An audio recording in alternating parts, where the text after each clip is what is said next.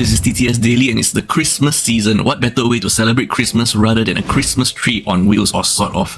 So 2 weeks ago in Australia, highway patrol officers pulled down this car along Melbourne's Monash Freeway, where you can see this BMW is literally dressed up as a Christmas tree. Look at the amount of lights wrapped around it, and this is a Continental car. This is premium car. If you zoom into the picture, look at the car body. There's thousands of tapes that's taping the lights tightly onto the body. So instead of giving him a fine, officers, share with the festivities, just give him a warning and told them, please remove the lights. So they tried removing the lights, except that it was so tightly glued on, it's so tightly taped on that it is impossible to remove the lights there and there without ruining the paint job. So the driver of the BMW said, I'll have to go back and use the heat gun to remove the lights, which the officers agree and told them, you have 24 hours to send me a selfie to prove that you have removed the lights, which the driver promptly did. All in good fun, and hopefully no one was too distracted by the BMW driving home to remove their lights.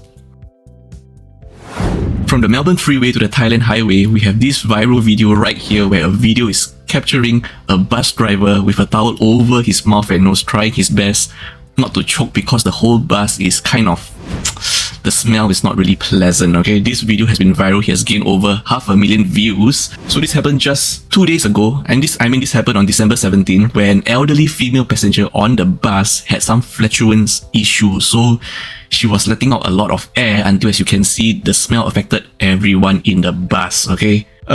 You can see from here, the woman seated behind the driver is also covering their nose.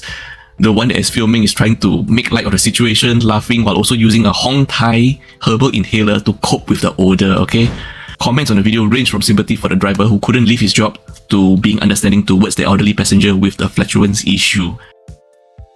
The next time you're in Malaysia, KL, Kuala Lumpur, now you can try Uncle Roger's fried rice at 2 new locations, okay? One at My Town Shopping Centre and the other at IPC Shopping Centre. The prices for fried rice and noodles have been lowered. The special fried rice now costs 16 ringgit instead of 18 ringgit across all outlets. And Uncle Roger, also known as Nigel Ng, humorously noted that the price reduction was due to the less upscale environment of My Town Shopping Centre compared to Pavilion Mall, mentioning that stores like Mr. DIY in My Town justify lower prices compared to ground floor, high-end, high-fashion shops in Pavilion, okay? And he also noted that the portions at My Town are larger, catering to Malaysians' love for rice. Netizens obviously found Uncle Roger's comments to be humorous, and some even suggest that, are you trying to say that My Town is a less prime location? Are you trying to poke fun at My Town, Because of the video mentioning My Town is more accessible price-wise, people were thinking, so maybe the discounted price only apply at a My Town outlet, but he clarified that no, this price reduction happens across all outlets, okay? And he also added that if you want to flex in front of your friends, they'll be adding new expensive items in the future. So seriously, Uncle Roger, when Uncle Roger's fried rice in Singapore? Back home in Singapore, a 75-year-old hearing-impaired woman went to a hair salon to dye her hair for $38, but ended up buying 880 scalp care treatment packages for 12 treatments. Okay, this incident occurred at Yishun Ring Road, Block 414. So the salon employee told the elderly woman that the treatment would cost around $80 and it would only take a few minutes, leading her to believe that she was paying a much smaller sum, okay? So after this confusion, her son-in-law, Wong, suspects that the employee took advantage of her hearing impairment. So as he noted this point frequently, you have to raise your voice to communicate with her because she is hard of hearing, okay? So upon discovering this bank notification on the elderly woman's phone for $880, they tried to ask for a refund, but the shop refused. And the shop even explained themselves that they have showed this amount several times to the hearing impaired woman, and she could see the figure clearly, 880, even on the machine. The fonts are so big, and the shop even clarified that I have mentioned this figure to the customer at least 5 times to make sure that there is no communication issues. Not forgetting, the payment was made on a NETS terminal and the font was so big, okay? This is the salon's defense, okay? The employee, Chow, claims he confirmed the price with her 5 times, even wrote it down, show it to her despite her hearing issues, and even show her through the NETS terminal where the font is so big it shows there clearly 880, okay? So anyway, the elderly woman said that she will not return to the salon and the family does not expect a refund but wants to raise awareness about such incidents. I mean, I don't know, could you at least try small claims at this point?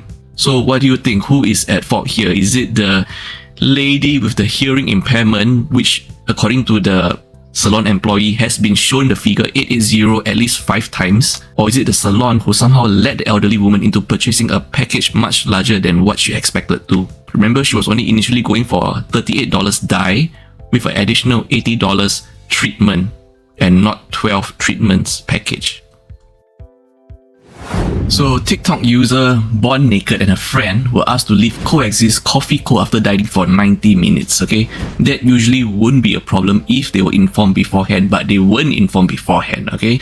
So this video, which has gained over 40,000 views, maybe even more by the time you're watching this, highlighted the issue of being so-called chased out despite plenty of empty seats in the cafe. The cafe has a standard 90 minutes dining time limit, which is quite common in a lot of F&B outlets nowadays in Singapore, especially during peak hours.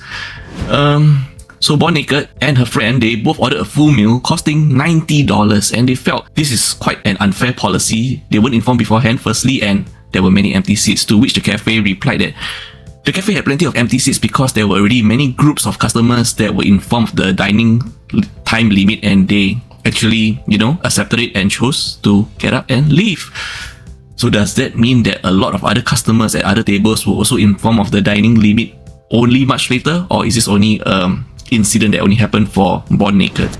Many netizens say that clear communications is important. I agree so. Some people also argue 90 minutes is enough for a meal, be it whether you spend $90 or $50. Even some netizens also shared their dining experiences at Coexist Coffee Co, indicating that they had a pleasant time there and they were not pressured to leave within a certain time limit. So anyway, Coexist Coffee Co has explained that time limit isn't strictly enforced on weekdays except for upcoming reservations, and they also offered to relocate the group to another table, okay, due to incoming larger groups.